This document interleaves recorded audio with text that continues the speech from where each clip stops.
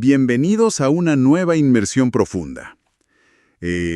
Para el análisis de hoy, fíjate que vamos a adoptar un enfoque muy especial, muy inmersivo. ¿Así es? Hay que imaginar que estamos sentados en una biblioteca clásica, digamos, de esas con techos altísimos, estanterías repletas de volúmenes antiguos encuadernados en cuero y, no sé, grandes mapas estelares desplegados sobre mesas de madera tallada. Me encanta esa imagen. Desde este espacio, tomaremos el rol de dos profesores de filosofía que están grabando una guía de estudio detallada sobre la unidad temática 1, esta que trata la subjetividad en clave cognoscitiva. El objetivo es desglosar este material paso a paso. Es un entorno perfecto para la tarea monumental que tenemos por delante.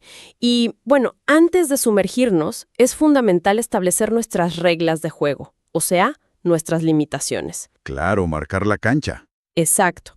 Para este análisis en particular, nos vamos a centrar estricta y exclusivamente en la segunda parte del discurso del método de René Descartes. Estamos hablando específicamente de las páginas 41 a las 51 del material proporcionado. Y esa es una aclaración vital. Hay que hacer una nota muy importante sobre este enfoque, porque sabemos que el programa general de la materia a menudo pide abordar conceptos gigantescos de esta estación Descartes. Sí, temas enormes. Temas como la conciencia sustancial, el famosísimo cogito ergo sum, o sea, pienso luego existo, la existencia de las ideas innatas o el complejo problema del dualismo entre la res cogitans y la res extensa. Que son fundamentales, por supuesto. Totalmente, pero hoy seremos extremadamente disciplinados. Como esos temas pertenecen a otras secciones de su obra, o sea, se desarrollan más adelante, esta inversión se limitará únicamente a lo que revela el texto físico que tenemos sobre la mesa. Me parece muy prudente. Nos enfocaremos entonces en el método cognoscitivo, en esta idea de la demolición de las opiniones y finalmente en las 4 reglas fundamentales. Y es un ejercicio de rigor intelectual necesario. O sea, no podemos saltar a las grandes conclusiones metafísicas de la cuarta parte del libro sin antes entender cómo se prepara el terreno. Hoy vamos a analizar la fase de diseño. El plano arquitectónico. Justamente, el momento germinal antes de construir ese inmenso edificio del conocimiento moderno. Bueno, vamos a desglosar esto, porque la premisa inicial es algo que sinceramente rompe la cabeza. Hay que lanzar una pregunta al aire. A ver. ¿Cómo reaccionaría uno si, en un día cualquiera, se diera cuenta de que absolutamente todo lo que ha aprendido desde la infancia podría estar construido sobre cimientos falsos o inestables? Es una crisis total. Hablamos de creencias fundamentales, de la ciencia que nos enseñan, de nuestras opiniones más arraigadas. La solución que propone Descartes frente a esta crisis no es, digamos, poner un parche. No, para nada. Es una solución radical. Literalmente, demolerlo todo y empezar de cero. Y fíjate, el contexto histórico en el que toma esta decisión parece el inicio de una novela de misterio. El escenario es fascinante, sin duda. Hay que situarse en el invierno del año 1619. Europa está sumida en la Guerra de los 30 años, un caos total. Ajá. Descartes, que en ese momento es un joven soldado, cuenta en el texto que retornaba de la coronación del emperador en Frankfurt, refiriéndose a Fernando II, y las inclemencias del duro invierno europeo lo obligan a detenerse en un lugar muy particular. Donde no hay nada que hacer. Exacto, un lugar donde no encuentra ninguna distracción, ni batallas, ni vida social, nada. Y ahí es donde entra en la historia el famoso cuarto de la estufa, o el poêle, como dice en el texto original en francés. Él relata que se encuentra, totalmente aislado, encerrado todo el día, junto a una estufa para mantenerse caliente. Una escena muy introspectiva. Dice que está sin pasiones que lo perturben, sin preocupaciones urgentes y, lo que me parece más extremo, sin conversaciones con otras personas. Es un aislamiento absoluto. Uno se pregunta cuál es el peso psicológico de ese nivel de encierro voluntario. Es una pregunta excelente porque ese encierro es la condición absoluta de posibilidad para su epifanía. Hay que pensar en el contraste con nuestro mundo actual, ¿no? Un mundo lleno de estímulos constantes. Notificaciones, ruido, pantallas. Claro, al no tener con quién debatir ni libros que consultar en ese momento, la mente de Descartes no tiene más remedio que volverse sobre sí misma. Comienza a observar la estructura de sus propios pensamientos. Es como si apagara todo el ruido exterior para poder escuchar el mecanismo de su propia razón. Tal cual. Y fruto de esa introspección en total silencio, surge una primera gran idea, una analogía brillante que marcará todo su proyecto. Hablamos de la metáfora del arquitecto. Esa metáfora es clara. Descartes observa que las obras compuestas por varias piezas y realizadas por las manos de muchos maestros diferentes a lo largo del tiempo no suelen ser tan perfectas como aquellas en las que ha trabajado un solo individuo de principio a fin. Es una imagen que ayuda muchísimo a visualizar el problema. O sea, él utiliza el contraste entre diferentes tipos de ciudades. Hay que imaginar esas antiguas aldeas europeas medievales que, bueno, con el paso de los siglos y el aumento de la población, fueron creciendo de forma caótica. Como un laberinto. Exactamente, hasta convertirse en grandes urbes laberínticas. Tienen calles curvas, callejones sin salida, edificios irregulares, donde un muro viejo de piedra se adaptó torpemente para sostener una casa nueva. Un parche sobre otro parche. Sí, y Descartes afirma que al caminar por esas ciudades, da la impresión de que fue la fortuna o el azar, y no la voluntad de mentes racionales, lo que dispuso las cosas de esa manera. En contraste, si uno observa una plaza o una ciudad nueva trazada por un solo ingeniero, en una llanura despejada, siguiendo un diseño racional y uniforme, el nivel de orden y belleza es incomparable. Lo fascinante aquí es cómo utiliza esa imagen arquitectónica, aparentemente sencilla, para lanzar una crítica devastadora a toda la estructura del conocimiento de su época. Una crítica directa a la academia. Completamente. La escolástica medieval, es decir, el conocimiento oficial que se enseñaba en las escuelas y universidades, era exactamente como esa ciudad caótica medieval que describes. Era una aglomeración gigantesca de opiniones, debates interminables y textos acumulados a lo largo de muchísimos siglos. Por incontables pensadores diferentes. Alguien añadía una idea sobre Aristóteles, otro la refutaba parcialmente 2 siglos después. Para Descartes, un sistema de conocimiento construido por múltiples mentes a lo largo de tanto tiempo carece por completo de la coherencia y la firmeza que puede aportar una sola mente racional pensando desde cero. Y no se detiene en la arquitectura o en la academia, ¿eh? El texto muestra que Descartes lleva esta lógica a las instituciones humanas más complejas.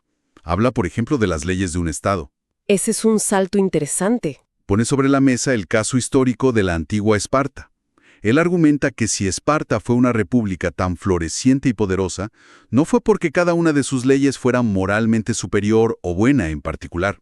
De hecho, reconoce que algunas eran bastante extremas. Sí, menciona que algunas de sus costumbres eran muy extrañas. Pero dice que funcionaban porque todas esas leyes habían sido inventadas por un solo legislador, y por lo tanto todas empujaban hacia un mismo fin. Había un diseño unificado. Incluso extiende esta idea a la esfera de la religión. Señala que la verdadera religión, cuyas ordenanzas han sido instituidas únicamente por Dios, debe estar incomparablemente mejor estructurada que las invenciones humanas precisamente por tener un solo arquitecto divino. Todo encaja en esta visión de la mente única. Hay un punto crucial en el texto que prefigura la mentalidad de los siglos venideros.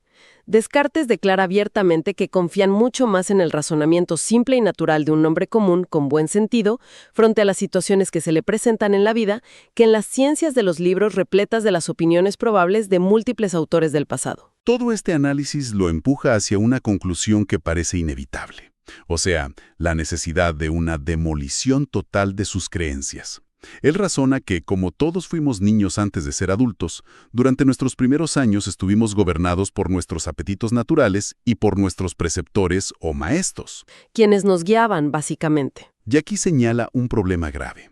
Esos maestros a menudo se contradecían entre sí, y probablemente ninguno nos aconsejaba siempre lo que era guiado puramente por la razón. Por lo tanto, nuestros juicios actuales en la edad adulta no pueden ser puros ni sólidos. Porque los cimientos están viciados. Exacto. Se construyeron en una etapa de irracionalidad y dependencia. La solución entonces es emprender la labor de suprimir todas las opiniones heredadas para sustituirlas por otras nuevas. Detengámonos ahí un momento, porque esto plantea una pregunta importante. A ver, dime. Pensemos en las implicaciones prácticas. Espera, déjame ver si entiendo bien a dónde vas.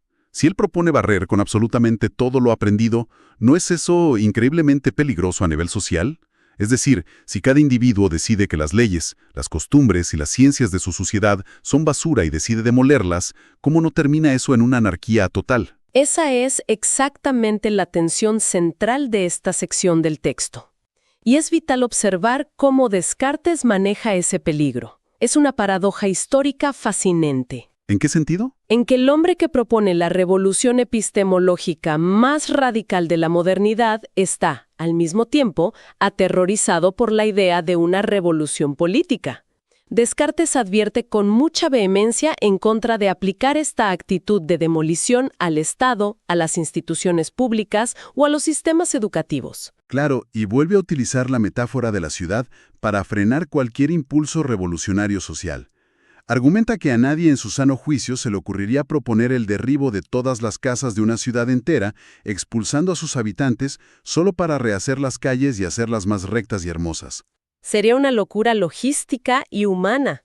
Pero, y aquí traza la línea que separa lo público de lo privado, un individuo particular sí tiene todo el derecho, e incluso a veces la necesidad urgente, de derribar su propia casa si los cimientos están en peligro de colapsar y amenazan ruina.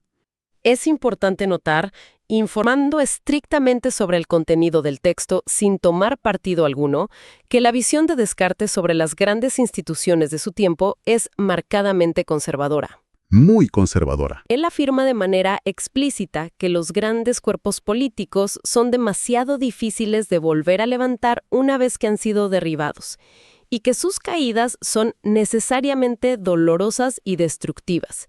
Incluso sugiere que el simple paso del tiempo y las costumbres han logrado suavizar o corregir de manera orgánica muchas imperfecciones sociales. Deja meridianamente claro que su proyecto es de naturaleza estrictamente personal. El diseño que está elaborando en ese cuarto de la estufa solo abarca la reforma de sus propios pensamientos, de su propia mente, no la reforma del mundo exterior. E incluso lleva esa advertencia un paso más allá. No solo dice que no apliquen esto a la política, sino que sugiere fuertemente que la inmensa mayoría de las personas ni siquiera deberían intentar aplicar esta demolición a sus propias vidas.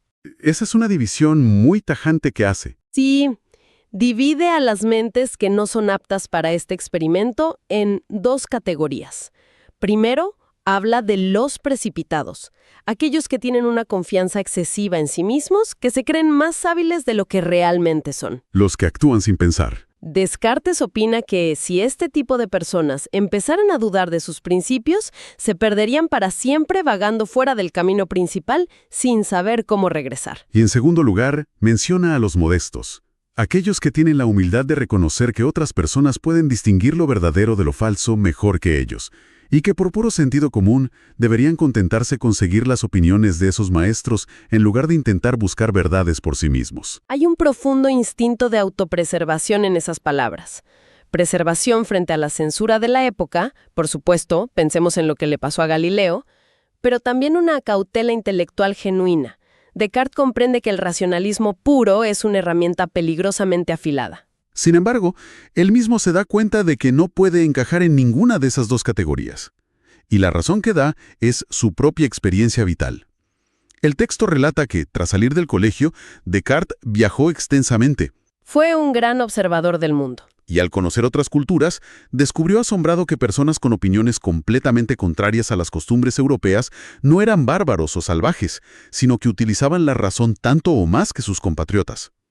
Ese choque cultural le hace ver que lo que consideramos verdades absolutas a menudo son solo costumbres geográficas. Una relatividad cultural que lo empuja a dudar de sus bases. Al darse cuenta de que no existe una autoridad única e infalible en el mundo a la cual pueda seguir ciegamente, concluye que no le queda otra opción que emprender la abrumadora tarea de conducirse a sí mismo. Tiene que ser su propio guía en la oscuridad.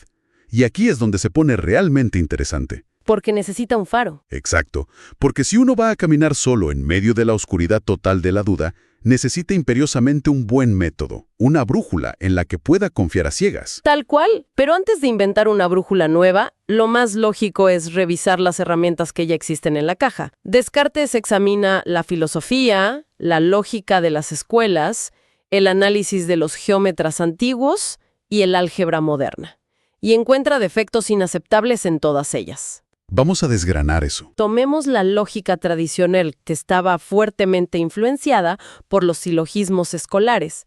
Él concluye que esa lógica sirve principalmente para explicar a otros las cosas que ya se saben, no para descubrir verdades nuevas. Menciona un ejemplo muy específico en esa parte que siempre me llama la atención, el arte de Lulio, refiriéndose al filósofo medieval Raimundo Lulio. Según relata Descartes, este arte era una especie de mecanismo que le permitía a la gente hablar interminablemente y sin ningún juicio real sobre cosas que en el fondo ignoraban por completo. Era como un generador de discursos vacíos. Suena como si estuviera describiendo a alguien que memorizó un montón de palabras técnicas complejas para ganar un debate, pero que no entiende la esencia del problema. Descartes mira esa herramienta y dice, esto no me sirve para encontrar la verdad, solo sirve para aparentar conocimiento. Una analogía muy precisa. Descartes buscaba una herramienta de descubrimiento, no de mera persuasión. Por otro lado, analiza las ciencias más rigurosas que tenía a mano, las matemáticas. Pero se frustra porque el análisis de los antiguos geómetras estaba tan estrechamente ligado a la consideración visual de las figuras que fatigaba enormemente la imaginación. Dependía demasiado de ver la forma dibujada. Y el álgebra de su época estaba sometida a una cantidad tan abrumadora de reglas, cifras y símbolos oscuros que en lugar de ser una ciencia clara que elevara la mente, se había convertido en un arte confuso que enredaba el ingenio. Al ver que todas las herramientas están oxidadas o son demasiado complicadas, toma una decisión inspirada, curiosamente, en la política. Razona que un Estado está mucho mejor gobernado cuando tiene muy pocas leyes, pero esas pocas leyes se cumplen de manera estricta e implacable. Menos es más. Así que decide descartar los cientos de preceptos de la lógica tradicional y destilar su método en tan solo 4 reglas. 4 preceptos inquebrantables. Es momento de examinar a fondo las famosas 4 reglas del método. Empecemos por la primera. La primera es la regla de la evidencia. Descartes establece un mandato absoluto. No admitir jamás cosa alguna como verdadera, a menos que se sepa con evidencia absoluta que lo es. Un filtro implacable. Y esto requiere evitar activamente 2 trampas mentales muy graves. La precipitación, que es apresurarse a juzgar antes de tener las pruebas. Y la prevención, que abarca todos nuestros prejuicios y las ideas preconcebidas que heredamos sin cuestionar. La orden es aceptar en el juicio únicamente aquello que se presente de forma tan clara y distinta a la mente, que no deje la más mínima ocasión para la duda. Me pregunto cómo se vería eso en la práctica diaria. Si intento aplicar esa primera regla hoy, significa que si leo una noticia o escucho un rumor y existe la más remota sombra de duda sobre su veracidad, o si mi aceptación se basa en un sesgo emocional, el método me obliga a rechazarlo como conocimiento verdadero. Automáticamente descartado, ¿sí? Es de una exigencia brutal. Luego pasamos a la segunda regla, el análisis. El texto dice que consiste en dividir cada una de las dificultades que se examinan en tantas partes como sea posible y necesario para resolverlas de la mejor manera. Imaginamos que nos enfrentamos a un problema gigantesco. Por ejemplo, intentar reparar un motor complejo que ha dejado de funcionar. No se puede solucionar el problema mirando el motor como un solo bloque impenetrable. Claro, te vuelves loco. La regla del análisis nos exige desarmarlo. Hay que separar las bujías, los cables, los pistones. Al reducir la enorme dificultad a sus componentes más pequeños y básicos, el misterio desaparece y la mente humana, que se abruma fácilmente con la complejidad, puede operar con precisión sobre cada parte individual. Desarmar el problema hasta llegar a lo básico, a lo indivisible. Y una vez que tenemos todas esas piezas simples, separadas y entendidas, entra en juego la tercera regla, la síntesis. Descartes dice que se trata de conducir los pensamientos ordenadamente, empezando por los objetos más simples y más fáciles de conocer. Empezar por la base. Y a partir de ahí, ir ascendiendo poco a poco, como si subiéramos por una escalera, hasta llegar al conocimiento de los problemas más compuestos. E incluso añade un detalle fascinante en el texto.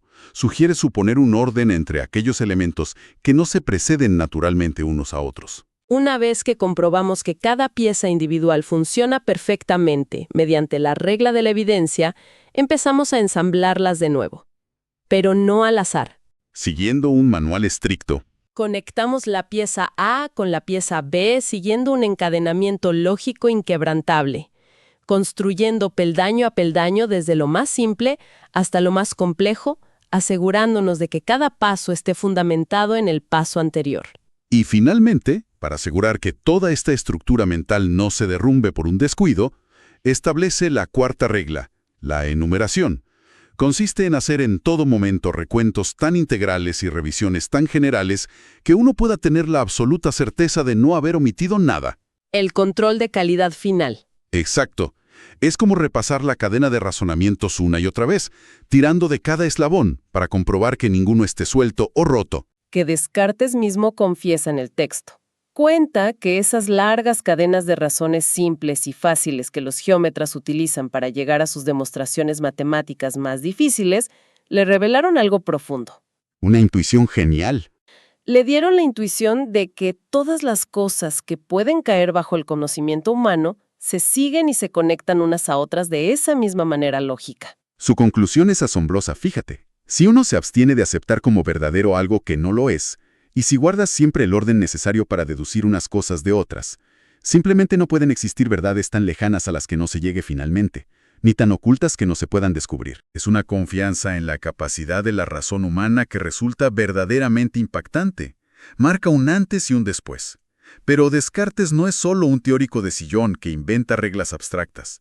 Tras formular estas 4 reglas en el cuarto de la estufa, siente la necesidad imperiosa de probar si este método realmente funciona en la práctica. Tenía que ponerlo a prueba. Y decide aplicarlo primero en el terreno donde cree que es posible encontrar verdades palpables y libres de error, las proporciones matemáticas, específicamente el álgebra y la geometría. Este es un punto donde la historia de la filosofía y la historia de la ciencia se cruzan de manera espectacular. Al aplicar sistemáticamente sus 4 reglas, Descartes busca analizar las proporciones en general. Decide utilizar líneas simples para representar esas proporciones matemáticas. Una abstracción visual y algebraica a la vez. Al hacerlo, logra simplificar enormemente el análisis geométrico y al mismo tiempo aclara las oscuras reglas del álgebra que criticaba antes.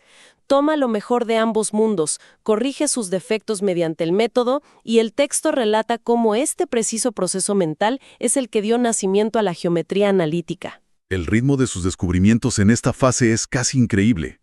El texto detalla que al no restringir el método a una materia en particular y comenzando rigurosamente por las cuestiones más simples, en un lapso de tan solo 2 o 3 meses, logró desenredar problemas matemáticos que durante años le habían parecido insuperables. Una explosión de claridad mental. No solo halló soluciones a problemas concretos, sino que, al final del proceso, desarrolló la capacidad de determinar por qué medios y hasta qué punto era matemáticamente posible resolver las incógnitas que aún se le resistían. Su mente había adquirido una claridad y distinción sin precedentes. Si conectamos esto con el panorama general de su proyecto, vemos el siguiente movimiento estratégico. Descartes se da cuenta de que el método es excepcionalmente poderoso, funciona en las matemáticas de forma impecable, produciendo verdades absolutas.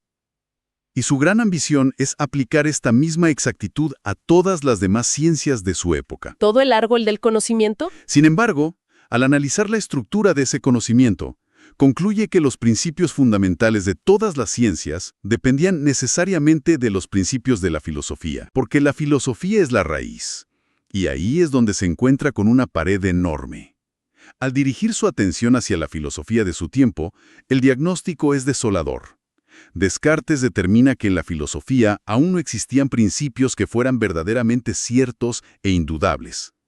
Todo era terreno de disputas, de debates circulares y de opiniones meramente probables. Nada pasaba la regla de la evidencia. Exactamente.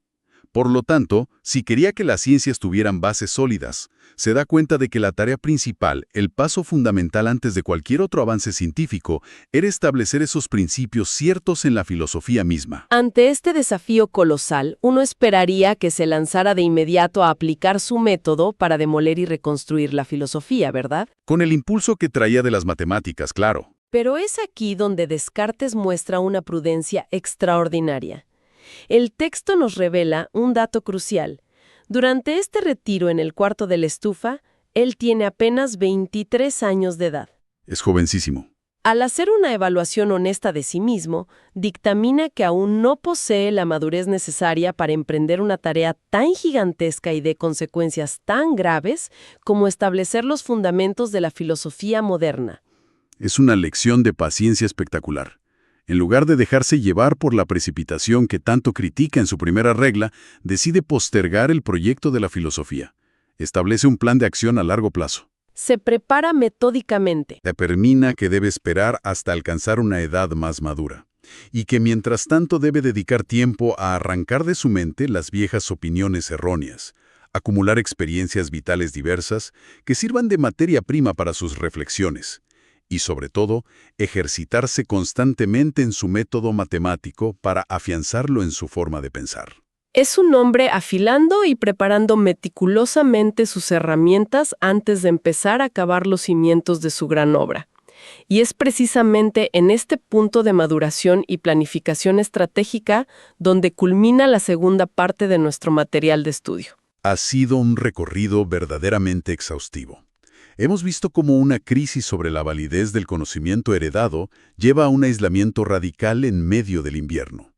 Como ese aislamiento produce la idea audaz de demoler metódicamente las propias opiniones, y cómo esa demolición hace necesaria la creación de un método estricto. Un método basado en 4 pilares de hierro: la evidencia, el análisis, la síntesis y la enumeración.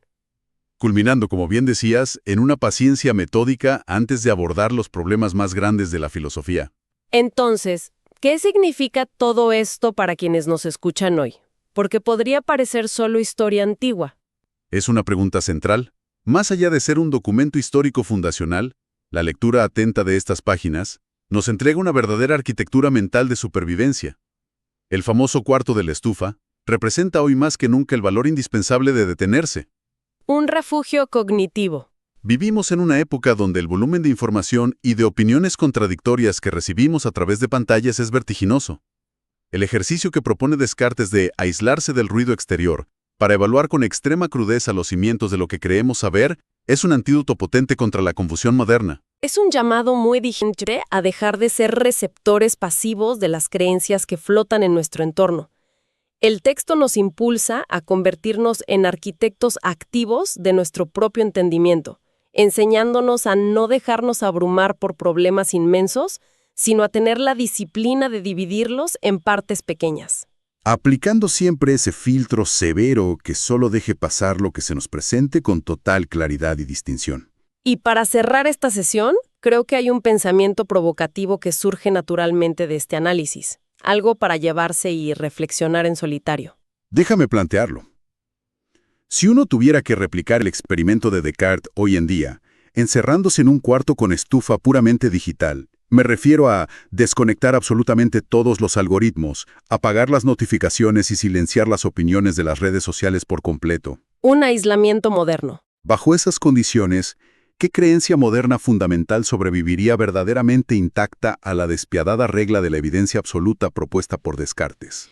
Es una incógnita que invita a una reflexión muy profunda. Agradecemos enormemente el tiempo y la atención prestada a este análisis detallado de la segunda parte del discurso del método. Hasta nuestro próximo encuentro para seguir explorando juntos los cimientos del pensamiento.